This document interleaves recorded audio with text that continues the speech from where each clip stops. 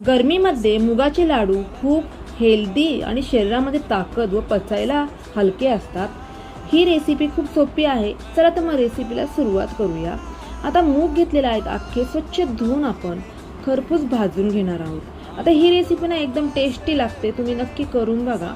आता बघा अशा पद्धतीने मूग आपले बघा भाजून झालेले आहेत, थंड करून घेतलेले आहेत आणि मिक्सरच्या जारमध्ये बारीक पावडर करून घेणार आहोत। बघा अशा पद्धतीने पावडर पण रेडी झालेले आहे आपले।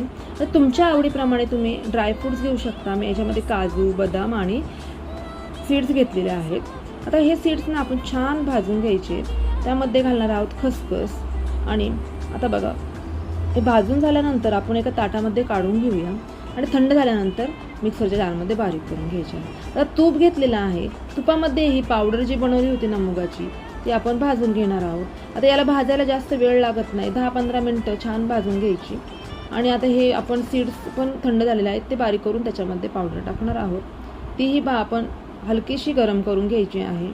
अशा पद्धतीने अर्धी वाटी तूप घेतलेलं होतं, आता थोडंसं तूप टाकून घेतलं होतं, नंतर आपण परत याच्यामध्ये थोडंसं तूप टाकून घेणार आहोत। आता गूळ घेतलेला आहे, गूळ बारीक चिरून घेऊया आणि त्याऐवजी तुम्ही खडी साखरेचाही वापर करू शकता।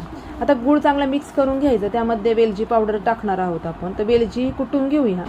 आणि ही रेसिपी ना खूप सोपी आहे आणि पचायलाही खूप हलकी असते, तुम्ही नक्की करून बघा।